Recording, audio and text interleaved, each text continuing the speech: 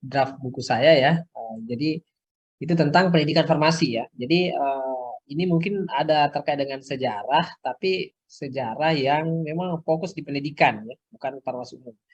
Jadi eh, farmasi ini sama seperti definisi awal ya, dia karena dia merupakan ilmu ya, yang awalnya adalah pengetahuan, maka di farmasi ini ya melalui berbagai komisi studi yang dalam farmasi telah menegaskan hal ini dan menyatakan bahwa farmasi merupakan profesi ya yang berbasis pengetahuan. Jadi dasarnya farmasi itulah profesi. Ketika menjadi pendidikan, maka dia masuk kategori ilmu terapan, ya, karena ujungnya adalah berbasis ini. Jadi kalau di Indonesia sendiri itu pengetahuan farmasi ya atau seluruh ini khusus Indonesia sebenarnya ya. Di Indonesia ini dimulai dari sekolah farmasi, sekolah studinya ya dimulai dari SMA tingkat menengah ya. Sudah mulai diperkenalkan. Tapi kalau di seluruh dunia itu sebenarnya dari awal ya. Jadi ketika sudah belajar eksak ya, karena farmasi adalah merupakan bagian dari kimia, bahkan di Inggris atau beberapa negara itu disebut kemis ya, farmasi apoteker itu disebut kemis ya. Jadi memang mereka istilahnya adalah menggunakan eh, ini apa namanya ya mulai istilah kemis ya, farmasis, apoteker ya. Jadi dulu Belanda Indonesia ya apa namanya mengambil atau menggunakan apoteker yang diserap dari bahasa Belanda ya sampai sekarang ya, sampai sekarang. Jadi kalau untuk menjadi seorang apoteker harus terus mengikuti perkembangan terbaru dalam terapi obat ya, perubahan dalam hukum atau polisi atau regulasi farmasi ya di dalam satu negara dan perubahan profesi terutama terkait dengan perubahan orientasi farmasi. Nah, insya Allah nanti ada pertemuan juga mungkin beberapa pertemuan itu tentang konsep perubahan orientasi farmasi ya. Kita akan berbicara nanti di situ lebih panjang. Jadi ini kita sudah berapa pertemuan ini?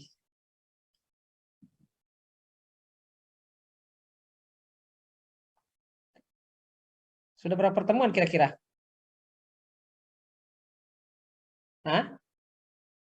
Kan terlambat ya. Ada sudah ada 5, 6. Halo?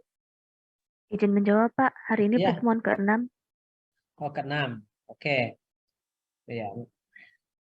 Terlambat ya. Harusnya ini kan kita ya memang terlambat ini ya karena kemarin saling ini ya. Dan saya beberapa minggu lalu sempat tidak hadir ya, tidak bisa ya. Tidak apa-apa. Nah, kita kejar. Nanti mungkin kalau memang kurang waktunya, nanti saya minta waktunya di lain hari ya. Nah, mau malam juga kalau Zoom terserah ya kan. Kalau malam juga ada urusan yang penting jaringan internet. Nah, saya minta 1 kali atau 2 kali di luar dari jadwal kita gitu ya, supaya tidak terlambat ya untuk mengisi ketertinggalan karena harusnya minimal sekarang sudah pertemuan 8. Nanti kalau sudah ini semuanya tetap dihubungi Pak Dekan ya, ketua kelas. Tetap dihubungi Pak Dekan apakah beliau bisa masuk atau tidak. Saya menghandle ya apa namanya bumper aja maksudnya kalau beliau tidak bisa masuk saya ngisi gitu ya. Tapi tetap nanti dikira wah tidak disengaja dihubungi Pak Dekan gitu ya. Nanti di ini ya tetap dicoba nanti saya minta waktu yang lain kalau karena saya harusnya sudah diganti dengan beliau ya kan kalau ini ya pertemuan ke-8 ya ya ketua kelas ya yang hubungi saya lanjut dulu tapi ini mungkin panjang pembahasan pendidikan ya kita akan bahas sedikit demi sedikit mungkin ada sampai 8 pertemuan ke-8 ini ya yang ini saya jelaskan. Jadi pendidikan farmasi ini berkembang ya seiring dengan pola perkembangan teknologi agar diharapkan mampu menghasilkan produk obat yang dipersyaratkan sesuai dengan kebutuhan. Jadi mungkin agak sedikit berbeda ya ketika dihubungkan dengan pendidikan kedokteran ya. Jauh tertinggal. Kedokteran itu semenjak Aristoteles ya, kalau kita lihat sejarah nanti benar-benar sejarah diajarkan ya. Aristoteles itu sudah ada sekolah farmasi, sekolah kedokteran ya. Meskipun pada zaman Aristoteles, tahu Aristoteles ya, orang Yunani ya, filsuf Yunani ya. Jadi Aristoteles ini disebut bapak kedokteran ya. Nah, tapi kedokteran di situ ada 3 hal yang dipelajari tentang ritual, tentang dokter dan apoteker. Ya. Karena pada waktu itu masih bergabung ya dengan ketiganya. Ya, jadi nanti sekitar hampir 1000 tahun atau sekitar 700 tahun kemudian atau 1000 tahun lebih ya. Kalau dihitung dari Masehinya, sebelum Masehi Aristoteles, zaman Aristoteles, eh, itu baru ada ya. Bayangkan tahun 1960-an ya, baru mulai ada pendidikan formal farmasi. Sebelumnya tidak ada. Jadi memang agak agak tertinggal ya dibandingkannya. Kenapa? Karena mereka bergabung di kimia, ada di kimia. Jadi kita berbicara di kimia, bahkan secara resmi alkemis ya, atau alkemis ya, alkemis ya seorang ahli, sebenarnya dia dokter, dia juga apoteker, dia juga ahli kimia, orang Arab ya, itu yang mengembangkan atau menspesifikkan pekerjaan tentang penemuan obat dari alami maupun sintetik. Nah, untuk pendidikan ya, pendidikan ini kurikulum informasi itu lebih ke arah teknologi ya, pembuatan obat. Jadi memang alhamdulillah sekarang kita sudah ada konsen 2 ya. Ada di ini ada 2, yaitu adalah pendidikan farmasi sains dan teknologi dan eh, program studi farmasi klinis. Nah, jadi sudah ada ya. Jadi kalau ini sebenarnya eh, sudah pembuatan ya, fokus di pembuatan yang sains ya, dan penjaminan mutu untuk ke klinis. Nah, sementara untuk wewenangnya ada di apoteker ya. Jadi ilmu farmasi itu awalnya berkembang di Yunani ya, Timur Tengah, Asia Kecil, Cina dan wilayah Asia lainnya. Ya, mulanya disebut ilmu pengobatan, dimiliki oleh orang tertentu secara turun-temurun dari keluarganya. Ya, ini kalau kita biasa di film-film itu ya ada tabib ya, tabib. Tabib itu sebenarnya eh,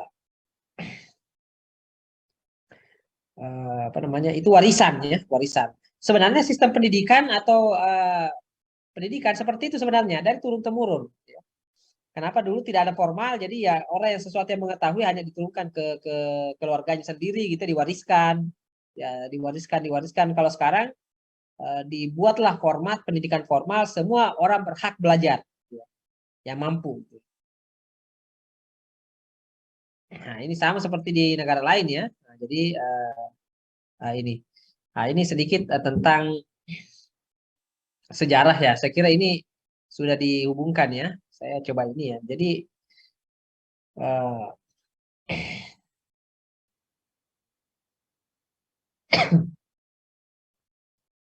ya istilah ini ya, saya kira ini enggak terlalu ini ya. Jadi kalau sejak 2900 tahun sebelum Masehi ya, sampai tahun 400 sebelum Masehi yang ketika telah berdiri. Jadi sebenarnya dulu itu sekitar sebelumnya ada sekolah kedokteran itu sudah ada ya, di kuil-kuil ya, di apa lagi namanya, di tempat-tempat pemujaan itu sudah ada racikan di situ ya, sudah mulai. Tapi secara itu tadi, secara turun temurun. Nah, nanti eh, di Yunani ya dibuat sekolah kedokteran di mana muridnya pertama adalah namanya Hippocrates ya. Nah, di mana yang membuat sekolah ini adalah Aristoteles ya.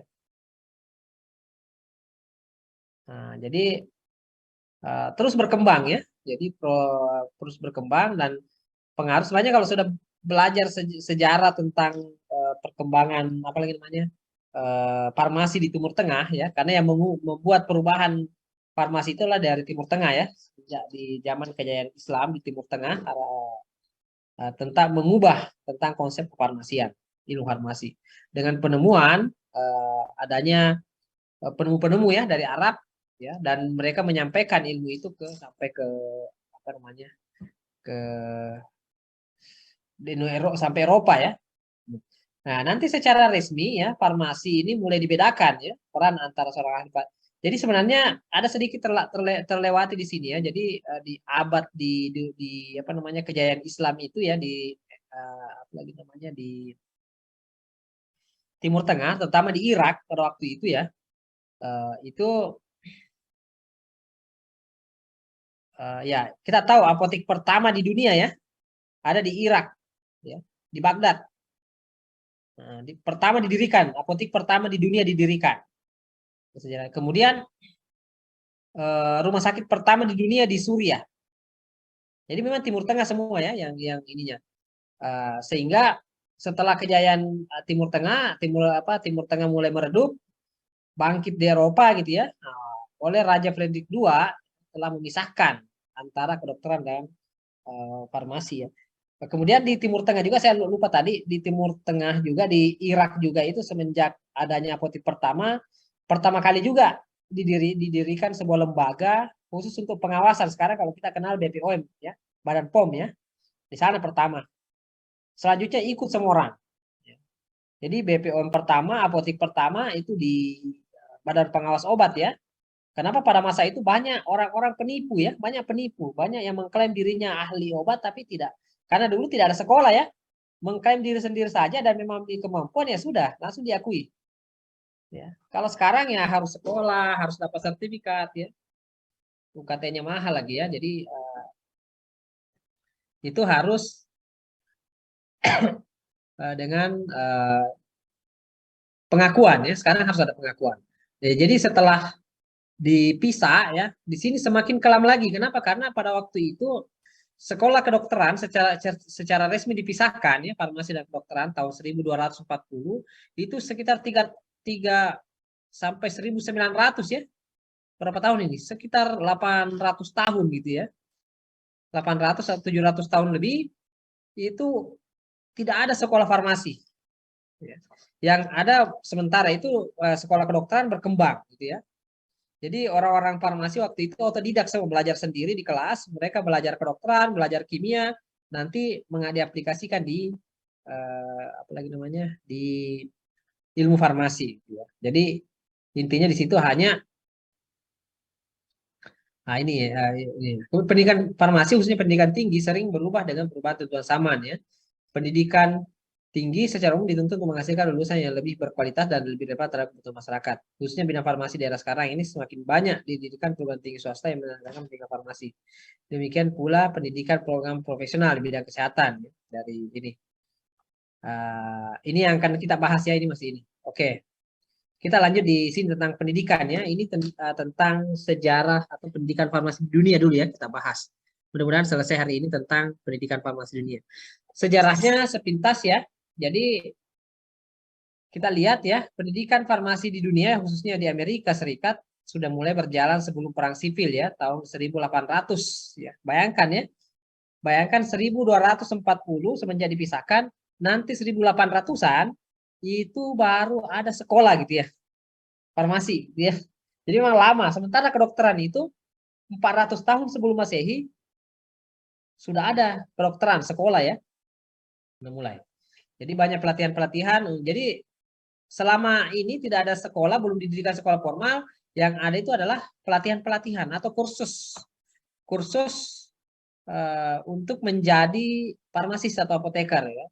Dalam bentuk magang, yaitu berupa pelatihan praktis langsung diberikan oleh apoteker untuk para peserta pelatihan apoteker. Dan tidak ada pelatihan-pelatihan farmasi formal ya, tidak ada sekolah gitu.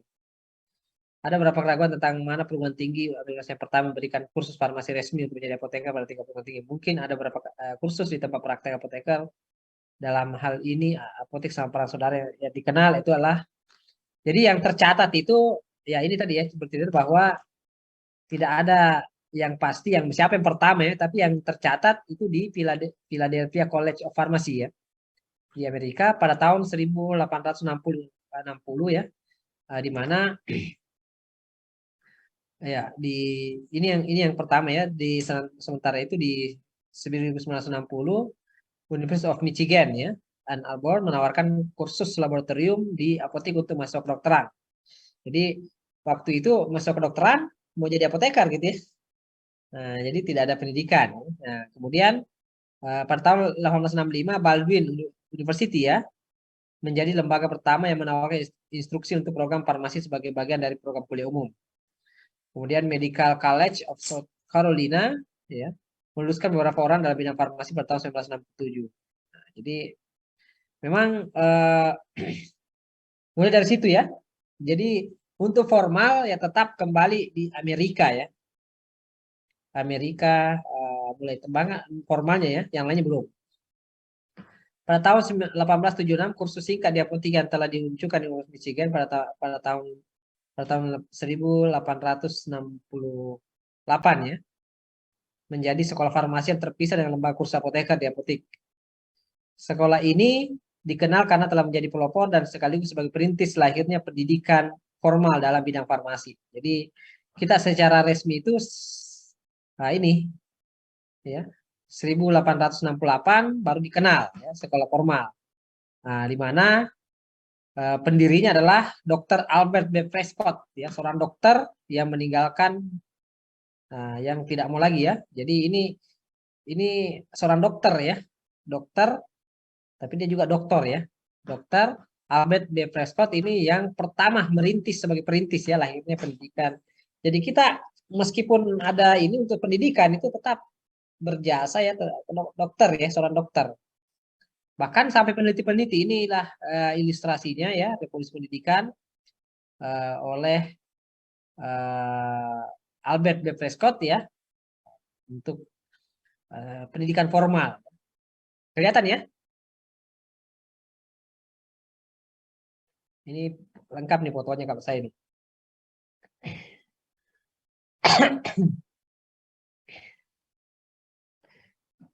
Nah, jadi di sekolah tersebut kurikulumnya ya beberapa literatur mengatakan bahwa farmasi merupakan bidang yang menyangkut semua aspek obat, meliputi isolasi, sintesis, pembuatan, penggunaan, distribusi, dan pengendalian. Nah, ini waktu itu ya, jadi farmasi yang memegang peranan penting dalam membantu dokter menuliskan resep rasional. Kenapa dokter yang membuat pendidikan? Karena merasa bahwa harus ada sinergi ya antara dokter dan apoteker waktu itu ya. Kalau dulu waktu itu apotekernya liar gitu, bisnis, murni bisnis ya. Karena memang tidak sekolah formal gitu. Jadi tidak ada etika, tidak ada ini, pokoknya bisnis bagaimana bisa untung gitu ya. Dan cukup dengan sertifikat dan diakui negara, Anda bisa tidak perlu sekolah waktu itu ya. Enaknya kalau kita pada masa itu, yang penting rajin, kerja, bisa diakui sebagai apoteker. Kalau sekarang wah kerja apa namanya? Sekolah belum tentu kerja gitu ya. Sudah mengklaim sebagai apoteker. Kalau saya tidak bisa lagi sebenarnya. Karena saya sudah lama tidak berpraktek sebagai apoteker ya. Tapi ilmunya saya ada. Gitu. Tapi kalau seorang praktisi ya tidak. Kemudian di sini harapannya Dr. Albert ini farmasislah yang sangat handal dan terlatih secara pakar dalam hal produk ya atau produksi obat yang memiliki kesempatan yang paling besar untuk mengikuti perkembangan terakhir dalam bidang obat yang dapat melayani baik dokter maupun pasien sebagai penasehat yang berpengalaman. Jadi di sini lahirnya yang nanti kalian akan belajar kalau lanjut apoteker ya. Nah ini tentang merupakan ya apa namanya ahlinya ya tentang produksi obat atau pembuatan obat gitu ya. Bukan diagnosa. Ini dokter lah yang berklaim ya. Nah, saya coba akan berbicara nanti tentang realistisnya ya yang di realnya ya sekarang. Betul enggak yang diharapkan seperti ini enggak gitu kan ya.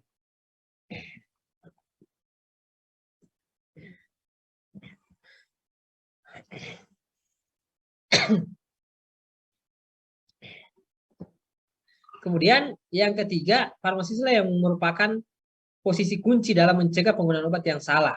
Berarti ada di sini penggunaan obat yang salah gitu. Jadi orang farmasis lagi ya yang ini. Kemudian farmasis harus memiliki kemampuan dan harus memberikan therapeutic judgment daripada hanya sebagai sumber informasi obat. Nah, tapi kalau yang sekarang ya 3 dan 4 saya lihat tidak jalan ya di Indonesia. Inilah yang diharapkan oleh Dr. Albert ya. Alhamdulillah dia pensiun itu sudah jadi profesor ya, Profesor Albert. Itu salah satu pendiri pertama. Nanti kita lihat lagi banyak lagi yang lain. Ada juga Dr. Robert ya, Robert ini ya yang seorang ahli dia kedokteran tapi dia menguasai ahli farmakologi ya, menemukan obat baru dia rela masuk ke hutan Amazon ya, Amazon untuk mencari tumbuh-tumbuhan. Nah, Oleh karena itu, melihat hal di atas, maka nampak adanya suatu kesimpang siuran tentang posisi farmasi, di mana sebenarnya letak farmasi, apakah berada di jajaran teknologi, ilmu sains, ilmu kedokteran, atau merupakan ilmu yang berdiri sendiri. Nah, kebingungan dalam hal posisi farmasi akan membingungkan para penyelenggara pendidikan farmasi. Kurikulum semacam apa yang disajikan, para mahasiswa bingung juga menyerap materi yang semakin hari semakin banyak atau berat, dan yang paling membingungkan adalah lulusannya merasa tidak menguasai apapun. Nah, nanti ya itu di Amerika ya, Amerika tahun 1860-an 60-an ya, itu sudah ada. Kemudian sekitar 1960-an ini di Inggris sudah mulai ya, sudah mulai era baru pendidikan farmasi ya. Dulu sebelumnya kursus-kursus juga ada. Nah, di sini pendidikan farmasi yang semula menjadi bagian dari MIPA. Nah, inilah yang kita ikuti di ini ya, dulu masuk kelompok matematika, ilmu dan ilmu pengetahuan alam ya, berubah menjadi suatu bidang yang berdiri sendiri secara utuh ya. Profesi farmasi berkembang ke arah pasien oriented, memunculkan berkembangnya ward farmasi ya, atau farmasi bangsal ya, atau clinical farmasi atau farmasi klinik. Nah, inilah yang ini. Nah, nanti di Amerika juga di tahun 1963 yang hampir bersama juga sudah mulai memperluas perannya ya, bahwa masyarakat dan profesional lain memerlukan informasi obat yang seharusnya datang dari para apoteker. Jadi perlu juga jadi konselor ya, orang konseling, melakukan konseling gitu ya. Nah, temuan tahun 1975 menemukan pernyataan para dokter bahwa apoteker merupakan sumber informasi obat yang parah maksudnya ini urgen ya, yang urgen ya, urgen di mana mereka dianggap tidak mampu memenuhi kebutuhan para dokter atau informasi, sehingga pada waktu itu ya apotekernya apa ya, tidak bisa sesuai harapan yang diharapkan dokter gitu ya. Makanya sangat urgent untuk apa namanya, diubah gitu ya. Nah, maka mulailah berkembang ya, bergeser ya, sampai ini. Nah, ini tambahan ya. Saya nggak usah bahas ini tentang distribusinya. Nah, saya mau ke itu sejarah ya. Jadi farmasis atau apoteker melalui peran yang ada dalam peran yang baru. Jadi itu tadi di atas tadi itu bergeser ya dari drug oriented menuju pasien oriented ya. Nah, itu bergeser tadi, lihat arahnya, awalnya hanya produksi. Karena sebenarnya kalau kita berbicara tentang sejarah farmasi itu kompleks ya, kompleks. Jadi selalu farmasi itu dianggap tidak bisa. Sama tadi ya. Sampai sekarang, mana tadi yang kata para tadi ya, ini. Sampai sekarang farmasi masih seperti ini ya. Apoteker masih dianggap tidak mampu ya mengimbangi pengetahuan dokter atau ilmunya dokter, kecuali sudah S3 ya. Nah, kalau sampai lulusan apoteker dianggap, kenapa? Karena memang saya nggak tahu bagaimana ya kurikulum kita itu hanya di Indonesia, tapi di luar negeri beda ya, beda sistem. Nah, ini mungkin gambarannya, saya tidak bahas ini. Saya mau ingin tunjukkan ya, ini kurikulum pendidikan farmasi dunia. Nah, jadi kurikulum pendidikan farmasi bagaimana? Mungkin kalian juga bisa melihat kira-kira perbandingannya dengan kurikulum kalian pelajari gitu ya. Ada relevan enggak? Ini setiap negara punya ciri khas. Ya. Jadi kurikulum pendidikan farmasi dapat memberikan gambaran mengenai perkembangan kefarmasian, state of the art dalam suatu negara, karena perkembangan kebutuhan masyarakat akan pelayanan kesehatan, khususnya pelayanan kefarmasian akan dikembangkan dengan kurikulum pendidikan tinggi. Jadi ini contoh misalnya di Amerika ya. Di Amerika tahun 1996 hanya ada satu jalur untuk mencapai profesi, yaitu pharmaceutical doctor ya, PAMDI ya. PAMDI yang membutuhkan waktu 6 tahun. Jadi kalau di sana itu langsung selesai sarjana belum bisa disebut farmasis di sana. Ya. Kalau kita di sini selesai sarjana ambil 2 tahun disebut apoteker ya. Kalau di sana itu beda, 6 tahun totalnya. Hampir sama sih juga sebenarnya 6 tahun. Tapi mereka langsung pharmaceutical doctor ya. PAMDI namanya. Kemudian di Australia sendiri juga akan dirasakan lama waktu studi ya, sekitar 5 tahun. Di samping program pasca sarjana di bidang penelitian. Nah, sama halnya di Indonesia. Kita ini hampir mirip ini ya. Kemudian Di apa lagi namanya di Australia juga hampir sama Indonesia ada program diploma. Kalau di luar negeri Amerika tidak ada D3 ya. Yang menjadi teknisian ya atau kan ada istilah nanti teknisian farmasi ya. Teknisian farmasi itu atau disebut TTK kalau di Indonesia itu harus S1 dia. Kalau di Indonesia masih ada D3. Kita ikuti adalah Australia ya. Nah, ini contoh ya perbandingan pendidikan ya farmasi dari jenjang sarjana, master dan doktor ya, magister ya. Ini kalau di Indonesia itu kita kuliah kurang lebih 4 tahun, empat setengah ya, atau di bawah atau 4 tahun atau 3 tahun 8 bulan paling cepat ya.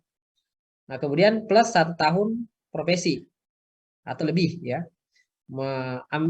Kemudian S2 2 tahun, doktor paling cepat 3 tahun, di atas 3 tahun.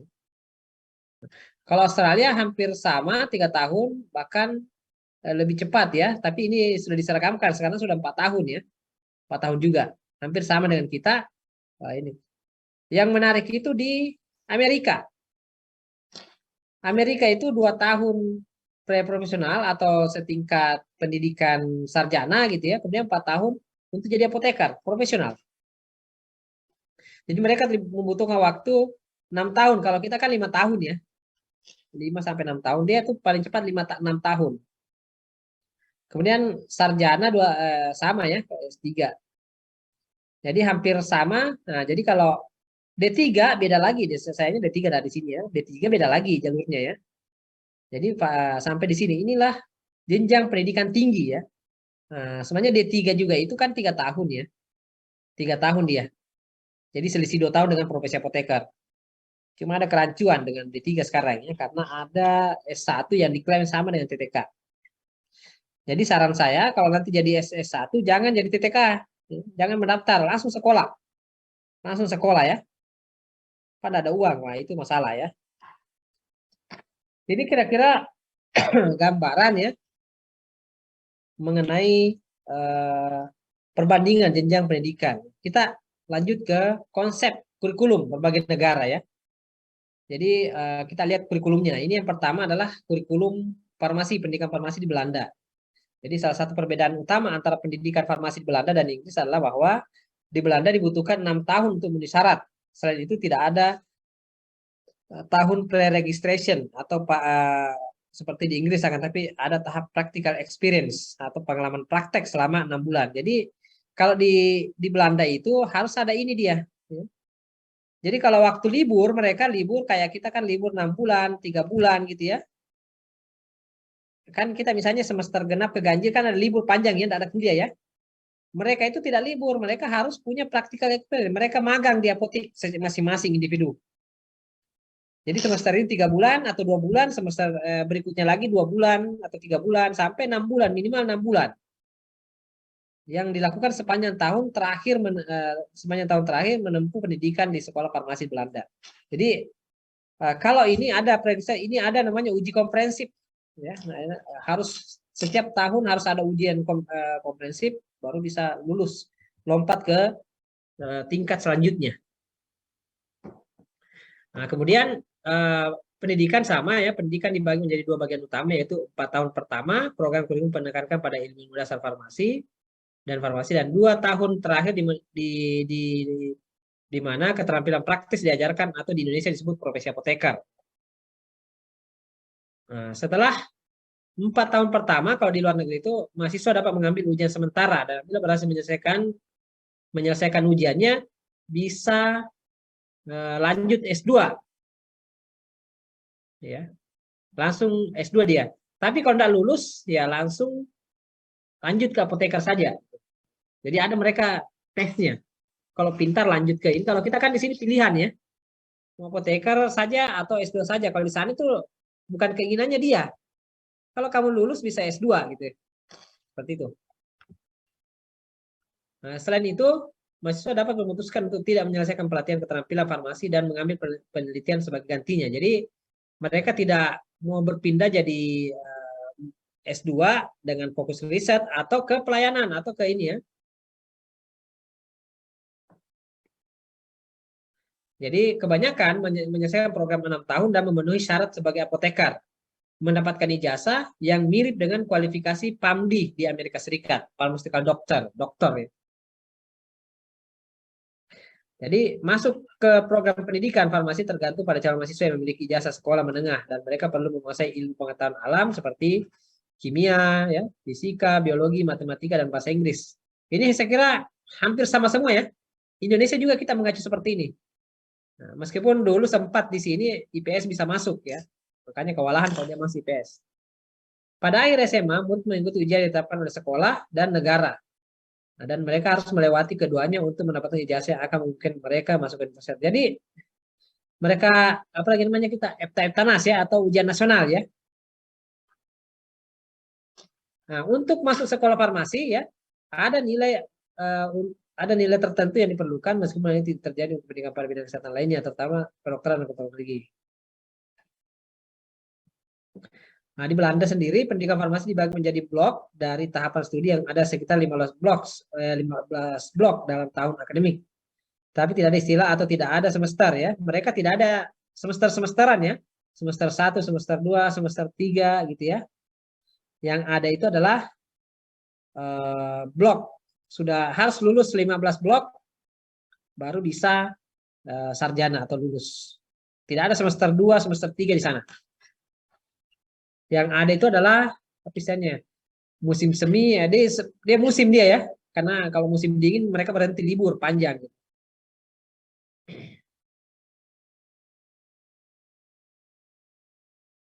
Jadi tahun akademik terdiri dari studi 42 minggu dengan istirahat beberapa minggu pada hari Natal. Sebagian besar mahasiswa farmasi Belanda memiliki sedikit apresiasi bagaimana rasanya menjadi seorang apoteker. Meskipun tahun pertama ini masuk untuk memberikan gambaran tentang seluruh program 6 tahun. 2 tahun terakhir di mana menekankan berubah dari teori ke praktek. Selain itu beberapa mahasiswa magang di apotek sampai tahun akhir. Intinya kurikulum farmasi Belanda secara menyeluruh dengan menekankan kuat pada ilmu pengetahuan, namun unsur praktek semakin sering diperkenalkan. Meski pun pada kecepatan yang lebih lambat dari Inggris. Contoh kurikulum dia. Ini kurikulum ya. Bisa terlihat ya. Mana nih rotate ya? Saya rotate dulu. Nah, kita lihat dulu ini rotate dulu ini. Nah, ini ya. Nah, ini kita lihat ya. Tahun pertama ya atau ini dibagi ya blok-bloknya dia ya. 1 2 bloknya bagaimana caranya dihitungnya. Jadi ini tahapannya 1 2 3 4 5 6 1.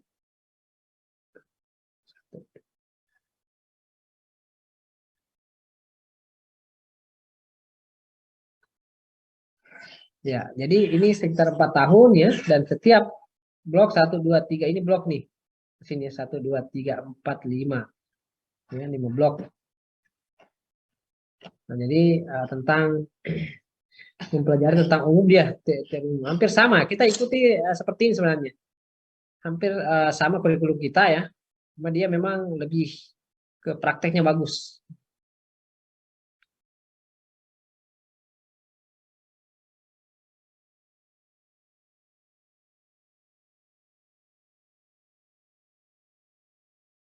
Mana tadi itu? Kembali anunya.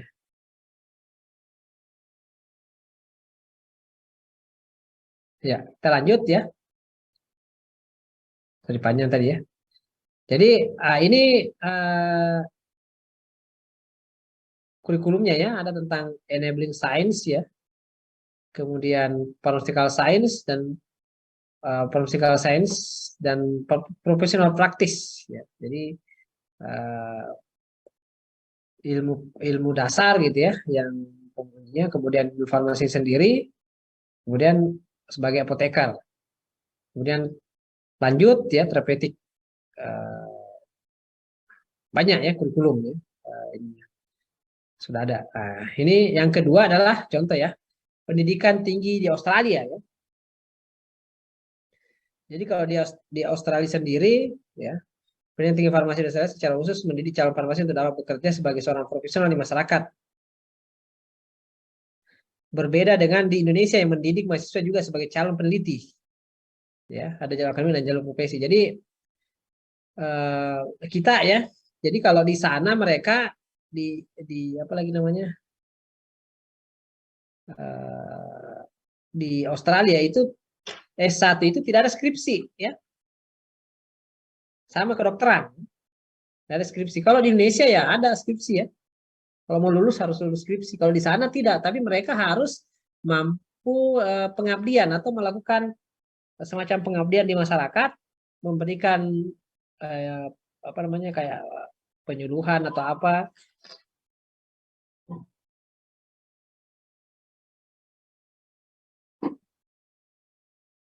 Ya, atau semacam pengabdian kalau istilah Indonesia ya. Kalau di sini kita tidak ya. Di sini harus apa namanya? Harus eh, mampu menulis skripsi ya. Semuanya itu berat ya. Mereka itu nanti skripsi itu nanti di S2 seperti itu. Nah, yang menjadi peneliti kalau di luar itu di Australia itu ya itu untuk honor degree atau lulusan dengan yang punya cum laude ya, yang pintar gitu ya. Jadi tidak semua mahasiswa wajib meneliti. Khusus memang yang diarahkan untuk lanjut S2, S3 untuk meneliti. Tapi kalau yang khusus untuk apoteker tidak langsung, memang mereka fokus diberikan tugas akhir ya tentang bagaimana menjadi profesional di masyarakat. Nah, seperti itu ya.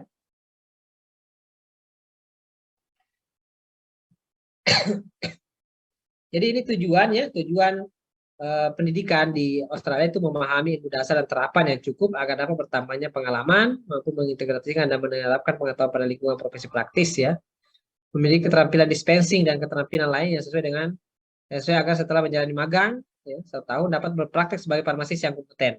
Jadi memang sistemnya kurikulumnya yang diberikan pengetahuan sekaligus memang orientasinya adalah bagaimana mampu melakukan pelayanan. Nah, ini kita harapannya nanti orang-orang lulusan klinis, S1 klinis yang harusnya di sini. Ya. Nah, kalau kita berbeda, nanti kita sendiri ya, kita punya sendiri gitu. Kita lihat dulu punya orang. Yang kedua, yang ketiga adalah memperoleh keterampilan berkomunikasi yang cukup. Berarti ada ilmu komunikasi ya, diberikan di sini. Untuk berpraktek sebagai farmasis yang kompeten dengan bertambahnya pengetahuan.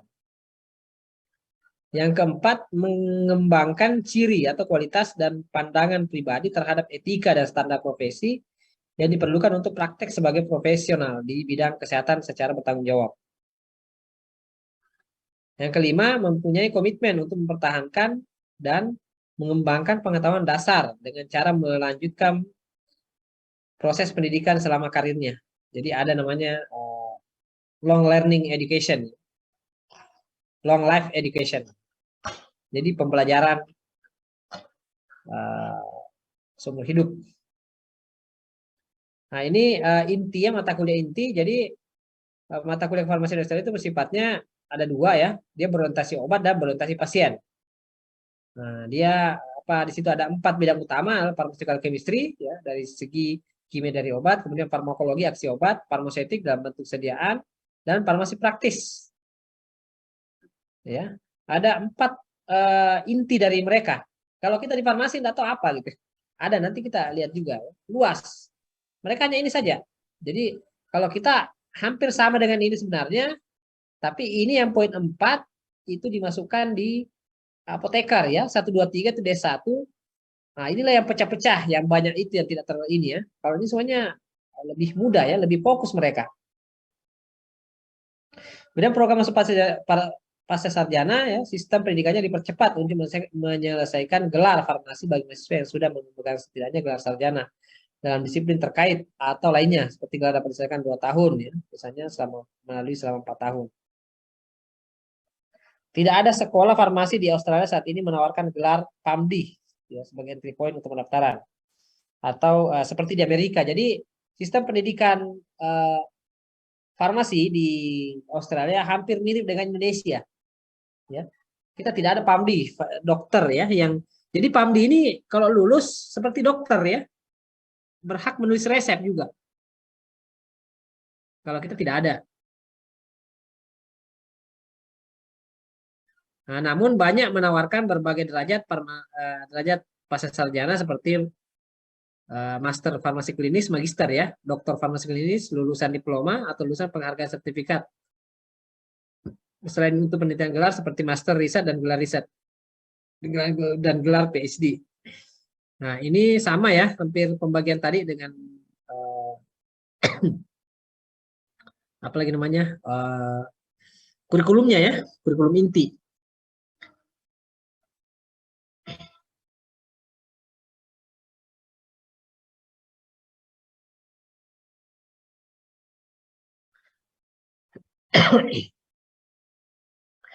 Ya, yang ketiga adalah pendidikan tinggi farmasi di Britania. Ya, mudah-mudahan nanti coba dilihat apa bedanya ya dari mata kuliahnya gitu ya. Nanti saya kasih tugas itu ya untuk mencoba membedakan, membandingkan oh apa sih yang lebih diperkuat di negara ini, negara ini. Nah, ini.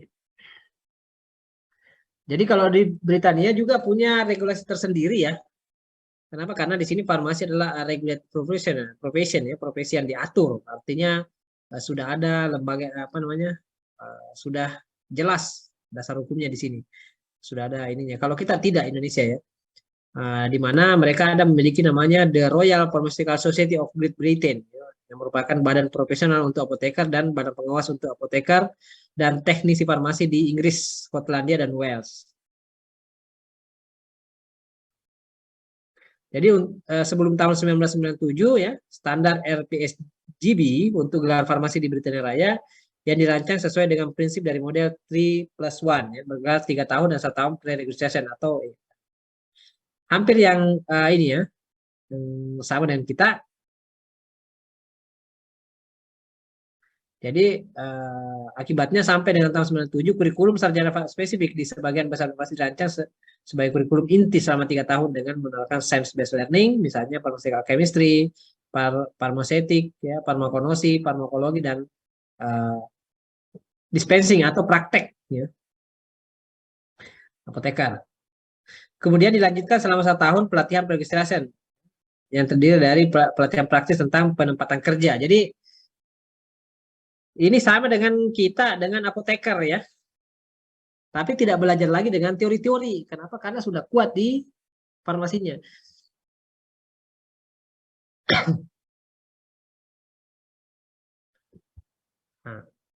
Nah, mereka sama seperti di Amerika juga, lulusannya itu tergantung ya.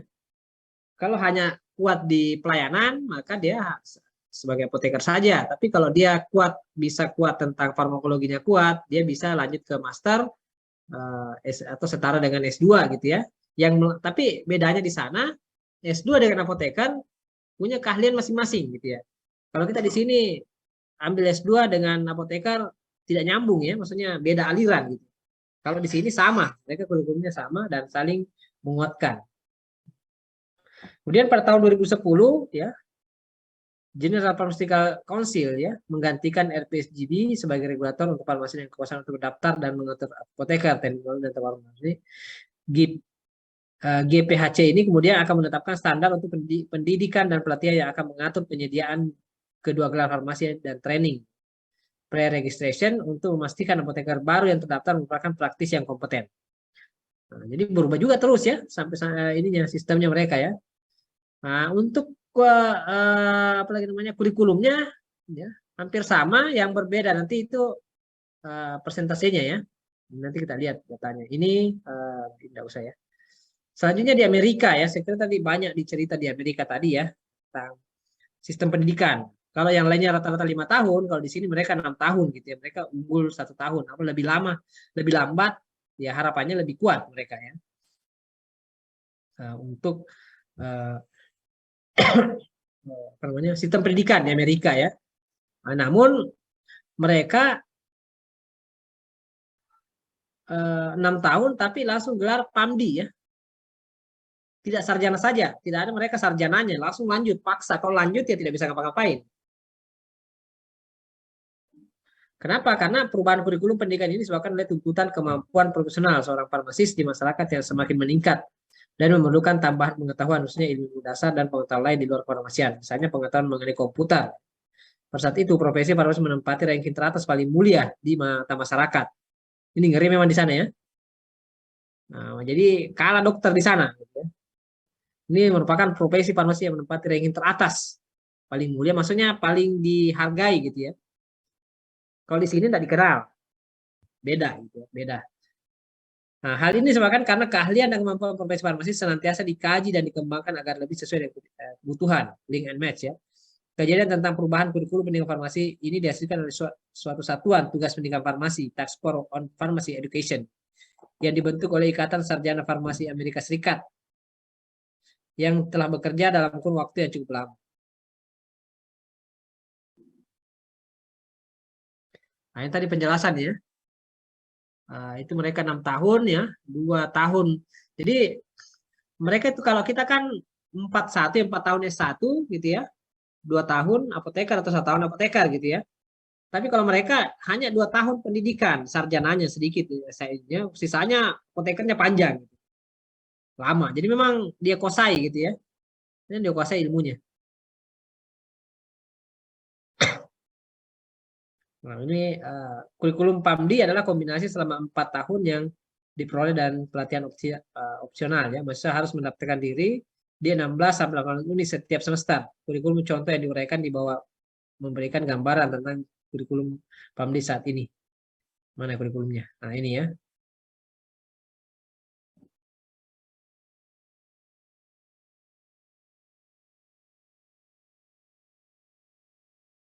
Nah, ini. Jadi memang langsung ditekankan ke profesional ya, profesional ini. Ke farmasi profesi farmasinya.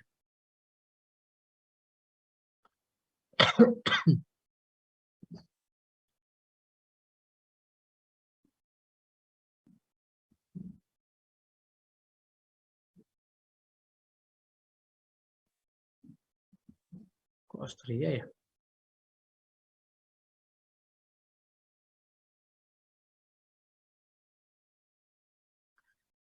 Ya, selanjutnya Kanada ya. Kanada. Kanada juga unik, hampir sama seperti Amerika ya. Karena memang mereka satu ini ya, satu satu ibaratnya itu sama ya, satu ini Kanada dengan Amerika kan ya, tapi lebih maju Kanada sebenarnya, lebih beretika ya. Nah, kalau barbar itu Amerika. Sama ini dan ini terus berkembang ya. Jadi mereka ini fokus ya, langsung fokus hampir sama sistemnya ya. Jadi di sana saat ini di Kanada dengan penduduk sekitar 35 juta, ada 10 sekolah farmasi terdapat 8 program gelar yang ditawarkan di Inggris dan 2 sekolah di Quebec di Prancis. Jadi tidak banyak sekolah di sana ya, hanya 10 dari luasnya itu Kanada ya. Kenapa mereka ketat?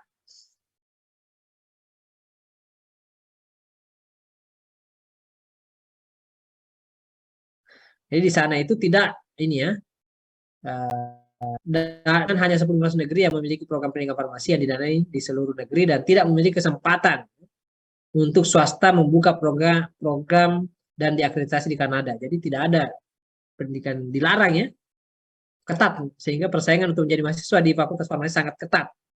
Semua program memerlukan minimal 5 tahun pendidikan post secondary sebelum menjadi sarjana sains dalam bidang farmasi yang saat ini masuk dalam level sarjana untuk profesi. Sekolah lain seperti Universitas Dalhousie itu telah mengadopsi pendidikan yang lebih berbasis masalah desain kurikuler ya. Memiliki diskusi detail dan kelompok kecil dan kurikulum yang lebih termodularisasi dan terintegrasi. Saya kira ini tidak ini nanti dibaca ya. Nah, ini hampir sama ya. Kurikulumnya lebih kompleks lagi ya. Ini memperkenalkan kurikulum saja ya. Nah, ini kurikulumnya di mana mereka jadi semester 1 di tahun pertama, semester 2 di tahun kedua gitu istilahnya ya. Jadi semester 1 di tahun kedua, semester 2 di tahun kedua. Jadi dia mereka istilahnya sebenarnya ini ya apa namanya? Tidak ada semester apa lagi namanya? Semester 4, 5, 6 gitu tidak ya. Semester 1, 2. Karena tergantung ya. Jadi tidak sebenarnya kurikulumnya tidak seperti yang kita rasakan di Indonesia ya, terlalu banyak gitu.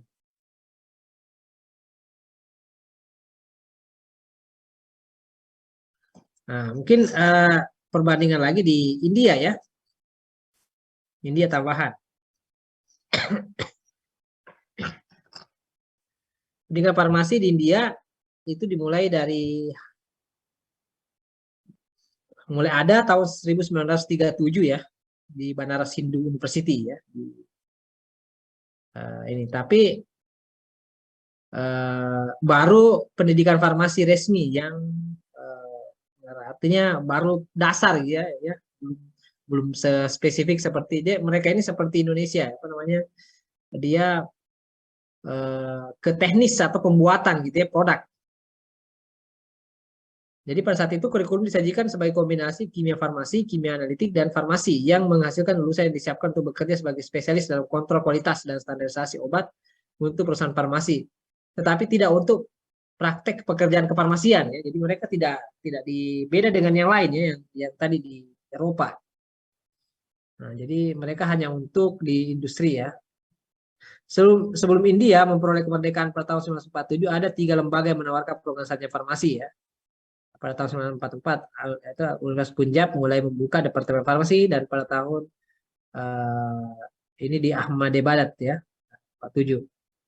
Setelah merdeka, India diwariskan sistem untuk profesi farmasi dari kolonial Inggris yang terbatas dan tidak ada pembatasan hukum atas praktek farmasi. Jadi tidak ada kayak kita apoteker anunya, aturan-aturannya tidak ada. Mau silakan ya. Nah, nanti setelah ini Undang-Undang Farmasi berlakukan sebagai standar minimum kualifikasi pendidikan untuk farmasi praktis untuk mengatur praktek pendidikan dan profesi setelah tahun 1948 ya. Itu setelah dibentuk juga namanya farmasi melalui farmasi Dewan India ya, atau farmasi Dewan India diganti dengan Dewan Farmasi India. Ini apa namanya, salah tulis ya, Dewan Farmasi India ya, Dewan Farmasi India ini. Jadi dengan ini sistem pendidikan juga gelar di situ ada bertingkat ya, sama ya, tidak ada juga D3 di sana. Jadi D3 itu hanya di Australia dan Indonesia. Itu di oh ada ya, sorry ada. Inggris ya, sorry, Inggris semua persemakmuran Inggris itu hampir ada ya. Inggris termasuk India, Malaysia, tapi Malaysia kayak sepertinya sudah tutup ya, sudah tutup. Sarjana farmasi BPAM, Master Farmasi BPAM, Master of Science Farmasi ya. Jadi beda Master Farmasi dengan. Jadi kalau yang ini yang memang berpraktek, kalau ini adalah sains ya, ilmu. Ada Master of Technology in Farmasi, dan dia semuanya kompleks ya, sangat lengkap di sana. Makanya banyak ahli-ahli farmasi dari India, orang India ya sebenarnya, yang terkenal. Jadi panjang juga prosesnya di sana.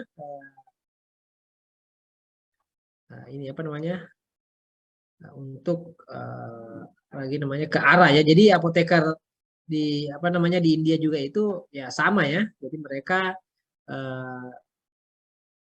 awalnya itu dari produk oriented ya. Jadi fokus untuk membuat produk saja. Nanti belakangan baru didorong menuju ke pasien oriented sama seperti Indonesia. Tapi secara pendidikan ya memang pendidikan di India cukup maju ya. Nah ininya.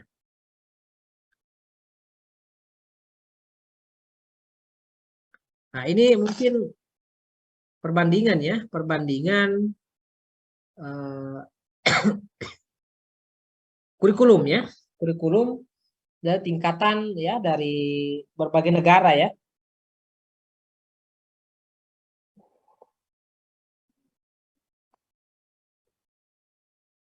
Jadi yang pink ini, warna pink ini adalah ilmu dasar ya.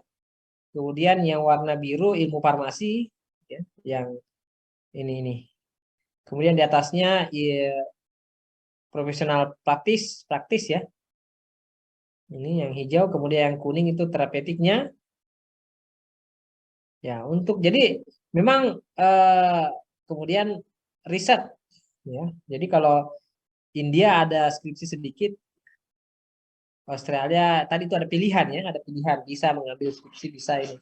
Kalau Amerika memang tidak ada, mereka langsung ke pasien gitu ya. Jadi memang mereka menguasai ilmu bagaimana semacam di bidangnya ya. Kalau kita masih campur-campur ya, IPA-nya sekian, belum lagi tambah ekonomi gitu ya, bisnis, macam. Nah ini Indonesia ya, sekarang kita Indonesia. Nah, saya kira itu dulu ya hari ini ya, nanti kita lanjut ini ya, panjang ini ya, pelan-pelan ya. Nah, ya, karena ini Indonesia juga panjang ceritanya nih ya, tentang ini ya. Nah ini gambaran bahwa kita sekarang nanti kalau mau lanjut misalnya ke luar negeri yang maju ini ya, yang lainnya kan ngikut ya. Kayak Jepang ya, ikut sama Amerika gitu ya. Tergantung mereka di mana bersekutu. Ya. Maksudnya di mana mereka sering ini, pasti sistemnya hampir mirip. Indonesia nanti kita bahas ya. Saya kira itu dulu ya.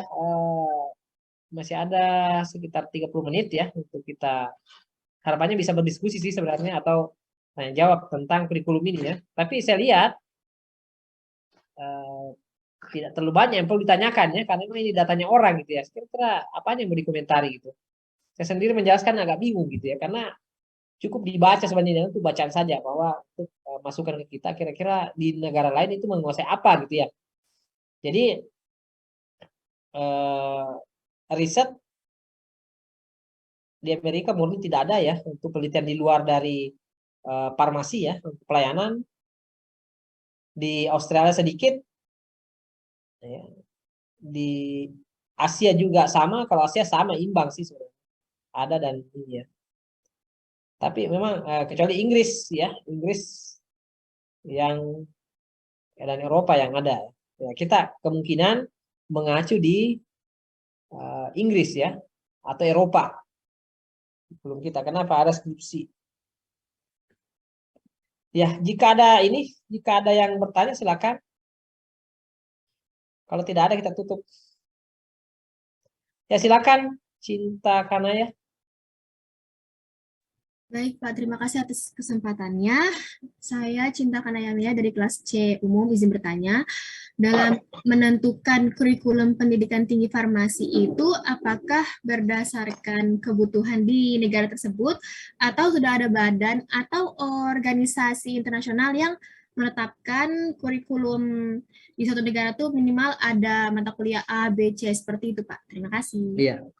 Untuk pendidikannya sebenarnya tidak ada ya. Setiap negara masing-masing punya kewenangan. Jadi berdasarkan kebutuhan setiap negara kalau saya lihat dari sini. Tapi karena ada hubungan negara ya, misalnya Inggris dengan Australia gitu ya. Mereka disebut Commonwealth atau negara persemakmuran ya. Itu memiliki kemiripan ya. Kemiripan sistem pendidikan. Kita juga nanti selalu ada pertemuan berikutnya juga tentang organisasi ya, kefarmasian ya. Ada organisasi kefarmasian, saya belum jelaskan tentang bagaimana hubungannya. Nah, tentang itu ya. Tapi kalau untuk segi penyusunan kurikulum itu punya kewenangan. Makanya kalau di Indonesia kalau menyusun kurikulum itu berkelahi orang. Kalau ketemu lulusan Amerika dengan lulusan Inggris enggak nyambung. Apalagi lulusan Indonesia dalam negeri kan, itu pasti ribut. Karena beda yang dibawa gitu ya. Nah, seperti itu. Jadi sebenarnya menyusun kurikulum itu kita melihat kondisi apa yang dibutuhkan di negara kita. Ini contoh sekarang kenapa kita butuhkan kita buka prodi farmasi klinis gitu ya dengan sains dan teknologi atau farmasi umum. Kenapa? Karena kita tahu farmasi umum dianggap tidak mampu menguasai juga pembuatan sekaligus dengan kuat dengan keduanya gitu. Jika dipisahkan, harapannya salah satunya menguasai bidang itu. Harapannya ya, tapi belum bisa diukur ya seperti itu. Nah, kita punya pertimbangan masing-masing ya. Kita S1 kita banyak yang mempertimbangkan yang lulusan luar negeri melihat sistem prodi kita itu banyak protes. Kenapa bikin 2 prodi gitu ya? Begini. Kenapa? Karena dari kacamata mereka, kurikulum yang mereka pelajari gitu ya. Kenapa tidak ada kesepakatan menyeluruh seluruh negara di dunia bahwa sistem pendidikan farmasi seperti ini.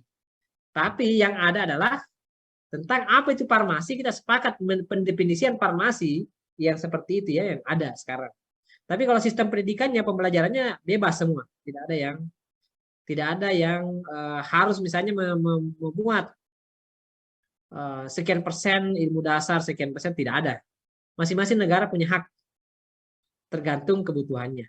Sekarang pertanyaannya, mampu enggak kurikulum kita bersaing dengan kurikulum mereka? Itu saja lulusannya ya, itu aja sebenarnya. Saya kira itu ya, Cinta Kanaya ya. Jadi tidak ada bebas kita ini, jadi berhak sesuai, tapi tetap kita mengacu peraturan undang-undang kita. Undang-undang kita mendukung enggak dengan kurikulum yang kita buat, gitu ya, seperti itu. Oke, lanjut ke Nurul. Terima kasih, Silakan, Nurul Bapak. Aulia. Iya, sama-sama. Silakan Nurul.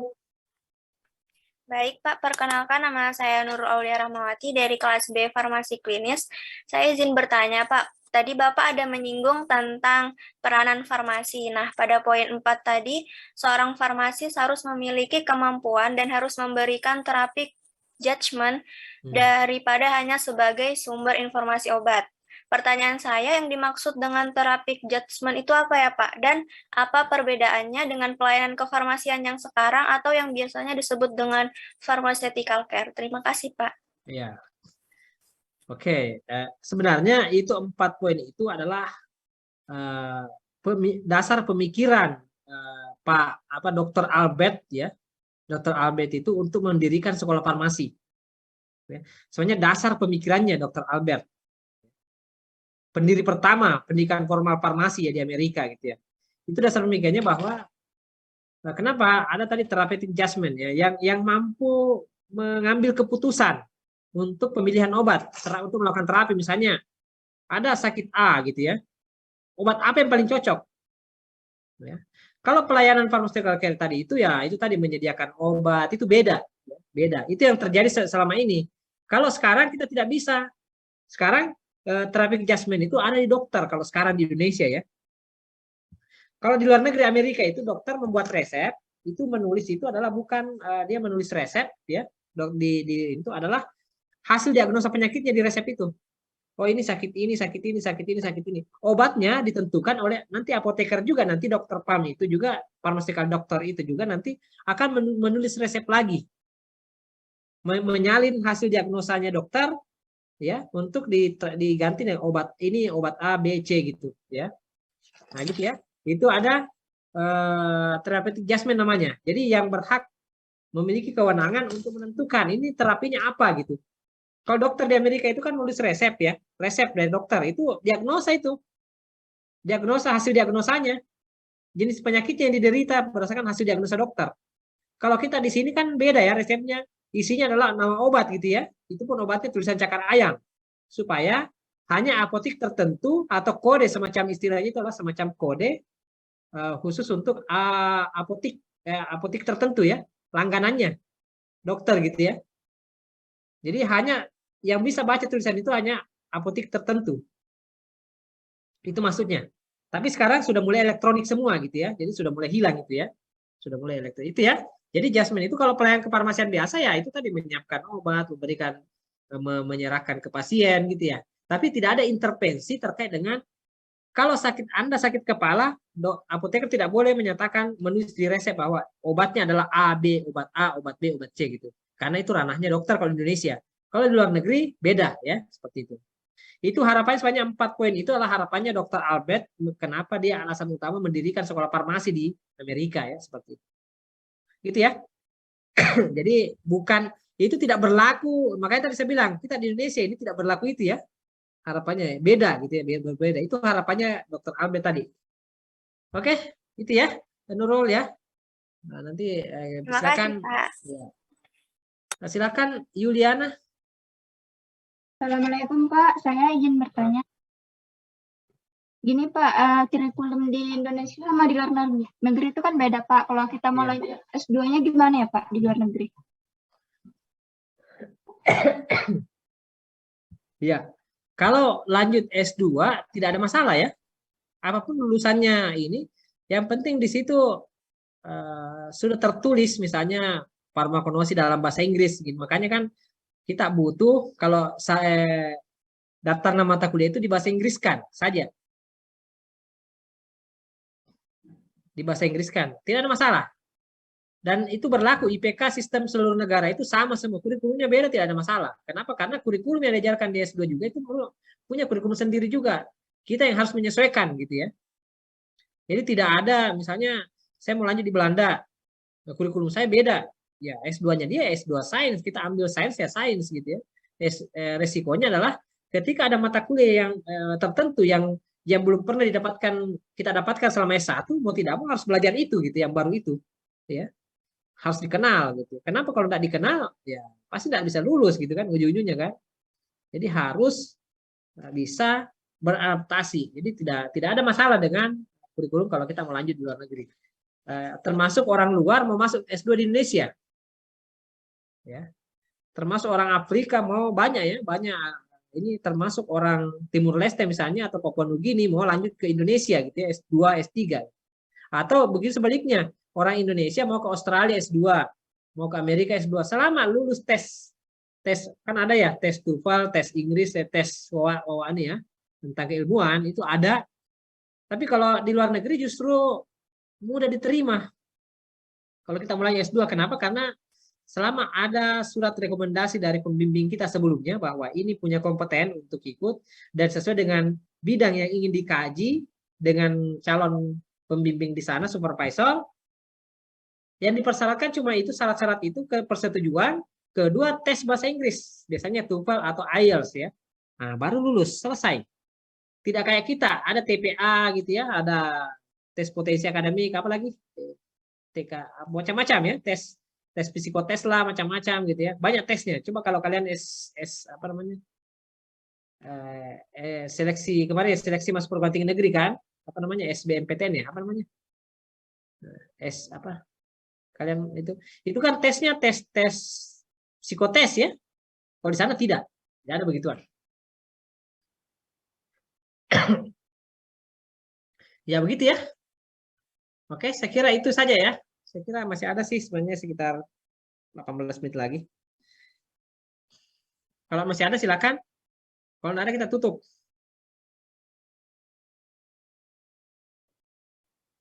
Ya, saya kira cukup ya hari ini.